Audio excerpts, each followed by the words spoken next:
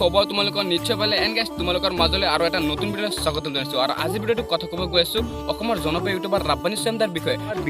guys Rabbani সোয়ামৰ বিষয়ে ক'বলৈ একো নাই কিন্তু ৰাব্বানী সোয়ামে যিখন ফিল্ম বনাইছে গাইজ সেইখন ফিল্ম বৰ্তমান পাঠানৰ পিছত এতিয়া অসমত তুলপাৰ লগাই দিছে আৰু গাইজ সেইখন ফিল্ম চাবলৈ মই ফুল এক্সাইটেড হৈ আছোঁ কাৰণ গম পাইছে নাই কাৰণ 9 মাহৰ অন্তত এটা ফিল্ম বনাইছে শ্বৰ্ট মুভি তথাপি এইখন মুভিত খৰচ কৰিছে 8,20,000 টকা আৰু যিখন মুভিত গাই এখন গাড়ীও ভাঙিছে আৰু সেইখন গাড়ীটো গাইছে সেইখন ফিল্ম চিনেমা হলত বা ক'ত বা ৰিলিজ দিয়া নহ'ব ৰিলিজ দিয়া হ'ব অনলি ইউটিউবত আৰু ইউটিউবৰ কাৰণে যদি এটা ফিল্মত 8 লাখ টকা খৰচ কৰে তেন্তে ভাবকচোন ফিল্মটো কেনেকৈ হৈছে বা ভিডিঅ'টো কেনেকৈ হৈছে এইটো আপোনালোকে ভাবক আৰু আপোনালোকে নিশ্চয় কমেণ্ট কৰি জনাব যদি ৰাব্বানী সোয়ামৰ ফিল্মবোৰ ভাল লাগে নে নাই মোৰ তাত কিন্তু ৰাব্বানী সোয়ামৰ ফিল্মবোৰ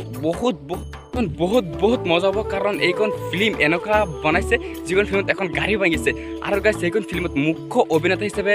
অভিনয় কৰিছে ৰাব্বানী সোয়াম আৰু তাৰ বিপৰীতে অভিনয় কৰিছে পল্লৱী গোস্বামী আৰু গাইজ নিবিৰ তাৰাৰ পিছত এতিয়া যিখন 13 ওলাইছে সেইখন 13 ৰিলিজ পাব গৈছে অতি সোনকালে বেছি দিন নাই গাইজ আজিৰ পৰা 3 দিন আছে মাত্ৰ 13-13ত পাই যাব আপোনালোকে আৰু সেইখন ফিল্মৰ দৈৰ্ঘ্য পুৰা মানে আৰু 1 ঘণ্টা 13 মিনিট মান এনেকুৱা হ'ব গাইজ ফিল্মখন কিন্তু চাবলৈ নাপাহৰিব আৰু মই